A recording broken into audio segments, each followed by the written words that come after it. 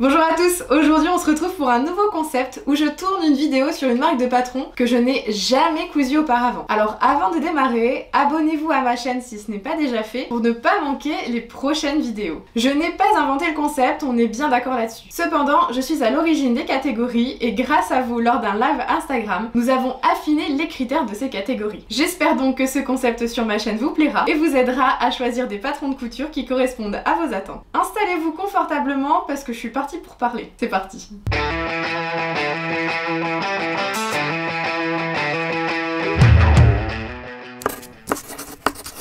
Dans cette vidéo, nous allons parler de la marque Coralie Bijasson à travers le patron Nils qui est le patron d'une parka. C'est d'ailleurs l'un des patrons qui constitue sa nouvelle collection. J'ai pu y avoir accès en exclu. Ça, c'est un peu la classe.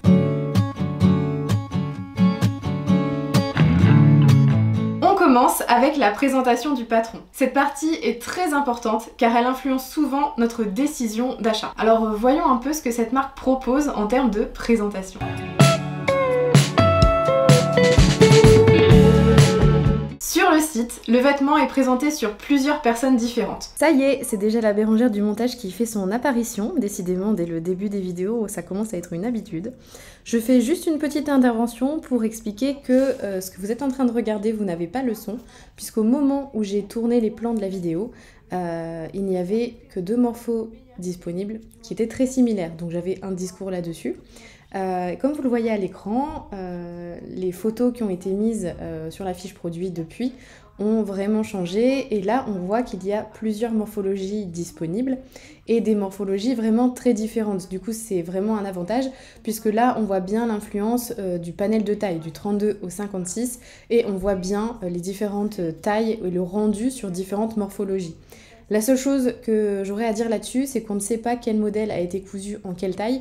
Du coup, ça mériterait d'être ajouté en disant voilà, le modèle rouge il a été cousu dans telle taille, le modèle kaki dans telle taille. Ça permettrait aux futures acheteuses de se projeter et de savoir quelle taille leur correspondrait. Je vous laisse avec la vidéo.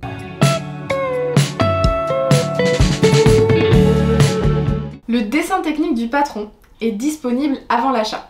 Et ça pour moi c'est un critère non négociable. Avoir accès au dessin technique, ça permet surtout de bien visualiser la construction du vêtement, les coutures, les découpes, bref, les détails qu'on voit pas forcément sur les photos. Tout ce qui est nécessaire pour évaluer la complexité du projet, pour moi, doit se retrouver dans le dessin technique. Ça montre aussi que la marque elle est transparente sur ses produits et qu'elle n'hésite pas à donner toutes les informations dont on a besoin. C'est un bon point pour Coralie Bijasson.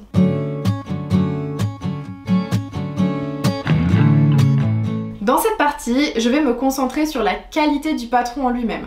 Je vais vous donner mon avis sur le format, la présentation, les détails techniques et bien plus encore. Alors c'est parti.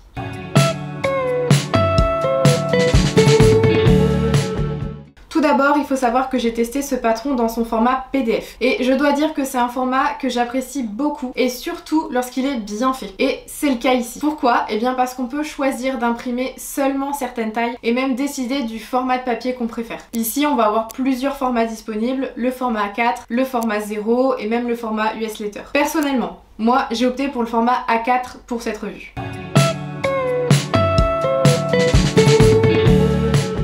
Ce qui est vraiment pratique avec le PDF, et c'est pour ça que moi j'adore, c'est qu'il est doté de calques. Pour ceux qui ne sont pas familiers avec cette fonctionnalité, les calques permettent de sélectionner uniquement la taille qui nous intéresse. Enfin là où les tailles, si vous êtes entre plusieurs tailles, vous pouvez évidemment imprimer ces 3 tailles par exemple et retracer le patron. Ça rend la lecture beaucoup plus facile et ça évite le chevauchement des lignes des différentes tailles. Ça peut parfois être source de confusion. C'est un excellent point pour ce patron et pour cette marque.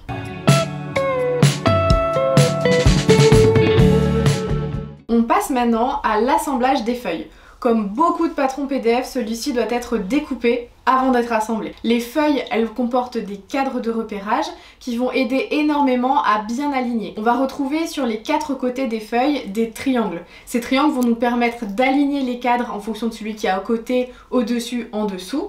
Et vous allez retrouver au niveau de ces cadres des indications chiffrées pour la page qui doit être mise à côté, au-dessus ou en dessous. J'ai trouvé personnellement que ces cadres étaient bien pensés et précis, ce qui est crucial pour un bon assemblage. Le patron est clair, les pièces à découper ne se chevauchent pas du tout, ce qui facilite vraiment cette étape. Cependant, je dois noter un petit point un peu moins positif. Le patron PDF contient environ 40 pages. Cela peut sembler gérable au départ, mais une fois assemblé, c'est une autre histoire. On se retrouve avec une très grande page et je dois dire que ce n'est pas le plus pratique à manipuler, surtout si vous manquez d'espace de travail comme moi. C'est quelque chose à garder en tête si vous optez pour ce format PDF. Alors moi, d'un point de vue personnel, je préfère avoir plus de pages à imprimer, mais avoir plusieurs planches à manipuler. Voilà, je pose ça là, vous faites ce que vous voulez de cette information. Concernant les marges de couture, celles-ci sont incluses dans le patron, ce qui est un gain de temps considérable pour les couturières. Sachez que là-dessus il n'y a pas de débat, c'est comme pain au chocolat et chocolatine. Les patrons c'est avec marge de couture, sinon ça ne mérite pas d'exister. Voilà. Les marges de couture dans ce patron, elles sont de 1 cm partout, sauf pour les ourlets. Mais ça, vous inquiétez pas, c'est indiqué dans le patron. Cette information elle est bien indiquée dans le livret dès le début et c'est une très bonne chose pour éviter les erreurs lors de la coupe du tissu.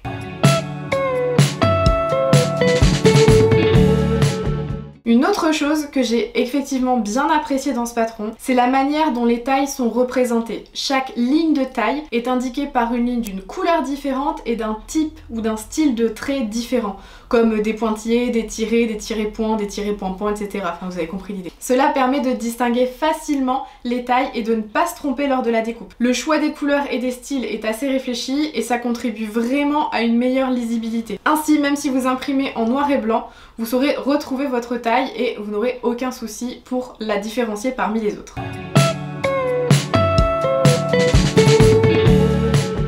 En ce qui concerne les formats disponibles, plus tôt, je vous ai dit que dans ce patron, vous aviez accès au format A4, A0 et US Letter. Pour ceux qui ont la chance d'avoir accès à une imprimante de grande taille ou qui préfèrent faire imprimer leur patron en magasin ou en ligne par exemple, le format A0 c'est un excellent choix car il permet d'éviter l'assemblage des feuilles et ce que je vous ai expliqué tout à l'heure. Pour ma part, j'ai testé le format en A4 et comme je l'ai dit, l'assemblage est assez facile avec les repères fournis.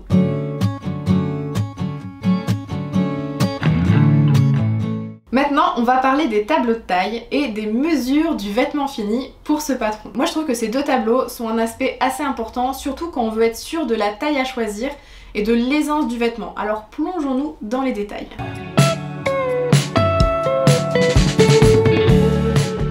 On commence par le tableau des tailles proposé par la marque. Celui-ci affiche une gamme allant de la taille 34 à un 56. Mais qu'on soit clair, les numéros de taille, ça veut pas toujours dire grand chose. Chaque marque a ses propres standards, donc il vaut mieux regarder les mesures spécifiques. Donc je vais vous les donner. Ici dans le tableau de la marque, on nous donne les informations suivantes. Le tour de poitrine va de 80 cm à 124 cm. Le tour de taille va de 60 cm à 104 cm. Et enfin, le tour de hanche va lui de 86 cm à 130 cm. Je trouve personnellement qu'avoir les mesures, c'est beaucoup plus parlant. Ça permet vraiment de se situer par rapport au patron et de savoir si on va rentrer dans le tableau de taille.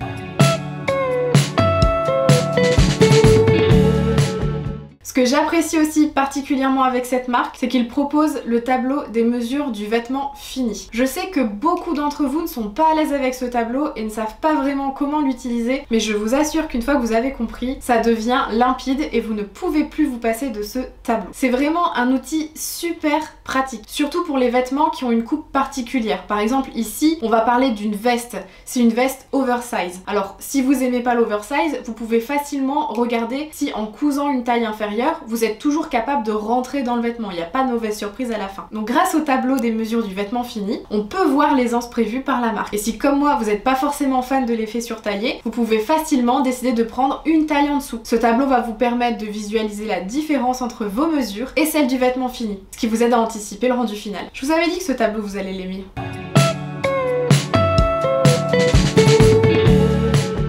Autre point important dans le tableau des tailles, la stature. La stature, c'est la taille pour laquelle le patron est conçu. Ici, le patron est prévu pour une personne qui mesure 1,65 m. Donc si vous êtes plus grande, vous devrez probablement allonger le patron. Et si vous êtes plus petite, le raccourcir. Moi par exemple, je fais 1,69 m. Pour 4 cm, j'ai décidé de ne pas faire de modification puisque j'avais remarqué que la veste était assez longue. Alors du coup, elle tombe un peu plus courte sur moi, mais elle est toujours très confortable. En revanche, j'ai un petit bémol à dire. C'est que les lignes d'allongement et de raccourcissement ne sont pas indiquées sur le patron. C'est un détail qui aurait été bien utile, surtout pour les débutants. Mais avec un peu d'expérience, on sait s'adapter et on sait à peu près où est-ce qu'on peut rallonger et raccourcir.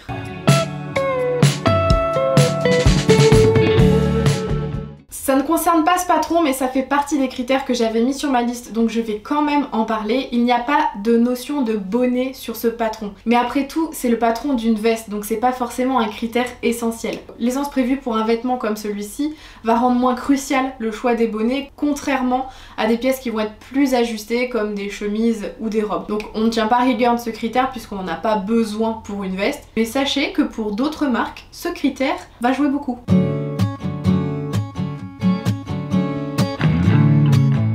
Je vais maintenant vous parler de la qualité des explications fournies dans le livret d'instruction. Quand on commence un projet de couture, la clarté et la précision des explications peuvent vraiment faire la différence sur le résultat final et sur la façon dont on y parvient. Donc voyons ce que cette marque a à offrir en termes d'explications.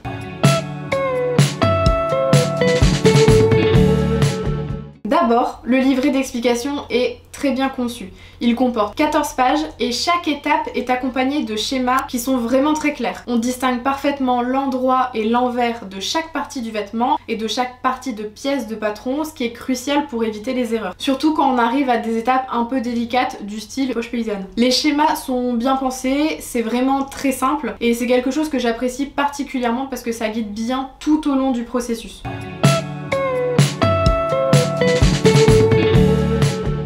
Mais ce n'est pas tout. Le livret propose également des vidéos complètes dès le début et ce pour chaque version de la veste. Une pour la version avec la capuche et une pour la version avec le col. J'ai trouvé que ces vidéos étaient un vrai atout, surtout pour les couturières qui préfèrent suivre des instructions visuelles. Pouvoir voir chaque étape en vidéo, c'est vraiment un plus, surtout quand on veut se familiariser rapidement avec l'assemblage des étapes avant de commencer. Pouvoir voir chaque étape en vidéo, c'est vraiment un gros plus, surtout quand on veut se familiariser rapidement avec l'ensemble des étapes avant de se mettre au travail. Mais ce n'est pas tout. Pour les étapes qui sont un peu plus complexes, par exemple les poches paysannes, ou la pose de la parmenture ou de la capuche, vous allez avoir dans le livret des petites vidéos via des QR codes et qui sont spécifiques à cette étape-là en particulier. C'est vraiment très pratique parce que ces vidéos se concentrent uniquement sur les points de difficulté sans avoir besoin de fouiller dans une longue vidéo. Cependant, là je vais vraiment chercher la petite bête. Petit bémol, au moment où j'ai cousu le patron, les QR codes présents dans le livret n'étaient pas cliquables sur la version numérique. Cela signifie que moi j'avais en fait le livret d'explication sur ma tablette. Il fallait que je sorte mon téléphone pour flasher le QR code et avoir la vidéo sur mon téléphone. Je trouve ça un peu dommage parce que intégrer le QR code cliquable ça aurait été beaucoup plus pratique, surtout pour les personnes comme moi par exemple qui travaillent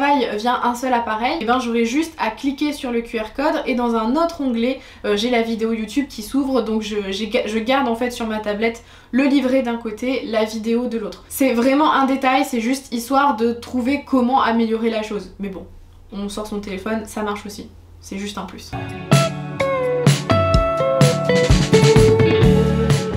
Parlons maintenant de la difficulté du patron. Ce patron n'est vraiment pas ce qu'on peut qualifier de facile à première vue parce qu'il a des poches passepoilées, il a une doublure, il a une capuche et il y a aussi des liens de serrage.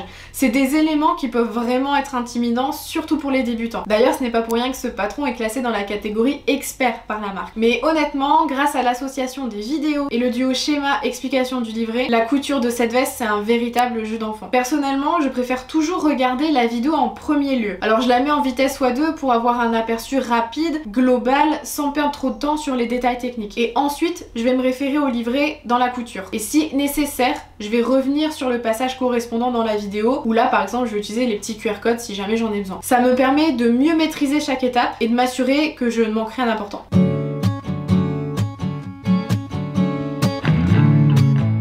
Évidemment, que serait une revue d'une marque sans parler du tombé du vêtement? Donc c'est ce qu'on va parler maintenant et on va parler du tombé de la veste sur moi. Le rendu final dépend énormément des tissus utilisés, on va pas se mentir. Et pour cette parka, j'ai opté pour des tissus techniques afin d'obtenir une parka chaude et résistante à la pluie et sans être trop épaisse. Du coup, je vous explique ce que j'ai choisi et je vous montre ça tout de suite.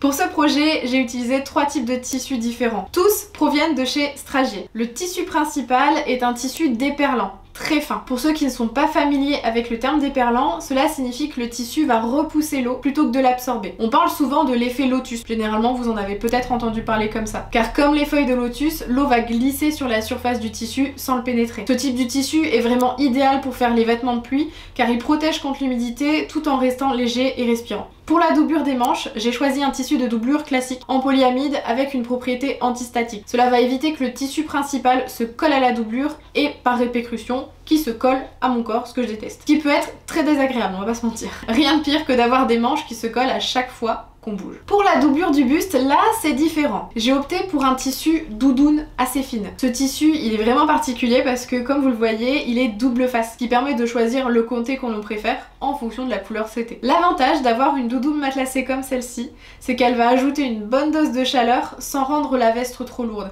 Et en plus, comme je l'ai utilisée juste à l'endroit du buste, je vais avoir bien chaud à cet endroit-là et je vais pas être serrée au niveau des bras.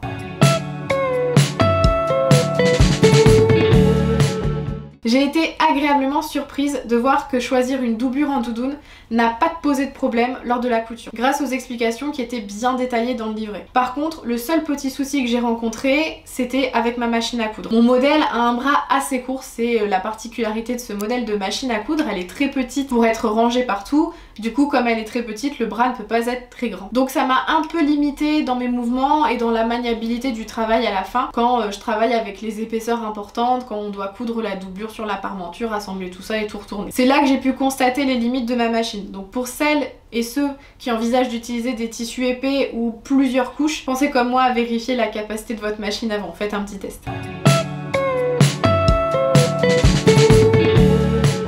Le rendu final de ma parka est assez différent de celui qu'on peut voir sur le site de la créatrice, puisque elle a utilisé des tissus qui étaient fins et souple, plutôt pour un début d'automne on va dire. Cependant, moi je suis ravie du résultat. J'ai une parka qui est chaude grâce à la doublure en doudoune et qui n'est pas aussi oversize que prévu parce que grâce à la doudoune ça prend la place. L'effet matelassé remplit bien l'espace sans exagérer le volume, donc ça donne une silhouette qui est plus ajustée même si c'est pas une silhouette très fine. J'ai pas encore eu l'occasion de la tester sous la pluie et ça devrait pas tarder, surtout avec la météo du nord. En ce qui concerne la fonctionnalité, les poches sont vraiment pratiques et suffisamment grandes pour y glisser les friandises de Newton lors de nos balades, ainsi que sa balle de tennis préférée.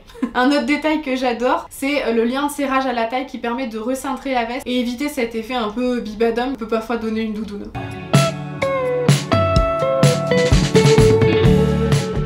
Je dois avouer qu'au fur et à mesure que je cousais, je me disais que j'avais fait une grave erreur en choisissant les tissus. J'avais vraiment peur que la parka ne ressemble pas du tout à ce que j'avais imaginé. Mais maintenant qu'elle est terminée et que je l'ai portée plusieurs fois, je peux vous dire avec certitude que je me suis pas trompée. Le rendu est exactement ce que je voulais. C'est une parka pratique, chaude et unique forcément. Pour celles et ceux qui seraient intéressés par ces mêmes tissus, allez voir dans la description de la vidéo, je vous ai mis les liens de chaque tissu, donc vous pourrez les retrouver. Voilà, c'est tout pour cette première vidéo qui j'espère sera la première d'une longue série où j'ai testé une marque de patron que je n'avais jamais cousue auparavant. J'espère que ce format vous a plu et qu'il vous a donné une nouvelle perspective sur la couture et les choix des patrons. J'aimerais vraiment savoir ce que vous en avez pensé. Est-ce que ce type de vidéo vous intéresse? Est-ce que les catégories sont assez pertinentes pour vous? Est-ce que vous aimeriez que je teste d'autres marques de patrons? Si vous avez des réponses à ces questions, n'hésitez pas à me les laisser en commentaire juste en dessous. Vos retours sont toujours précieux et m'aident énormément à créer du contenu qu'il vous plaît. Et surtout, si vous avez aimé cette vidéo, n'oubliez pas de vous abonner à ma chaîne pour ne pas manquer les prochaines vidéos sur mes aventures couture. Activez aussi la cloche des notifications parce que ça, il y a beaucoup qui l'oublient et vous recevez pas les notifications. Donc comme ça, vous êtes sûr de ne rien rater. Ça m'encourage beaucoup et ça m'aide à faire grandir cette communauté de passionnés de couture. Enfin, si vous souhaitez me soutenir davantage, vous pouvez m'offrir un café virtuel via mon lien Ko-fi qui est disponible dans la barre d'infos juste en dessous de la vidéo. Ça va m'aider à continuer à créer du contenu de qualité et à tester des nouveaux projets pour vous. Un grand merci d'avance à toutes celles qui le font déjà et à tous ceux qui décideront de le faire. C'est un vrai coup de pouce pour la chaîne. Encore merci d'avoir regardé et à très bientôt dans une prochaine vidéo. Bye bye!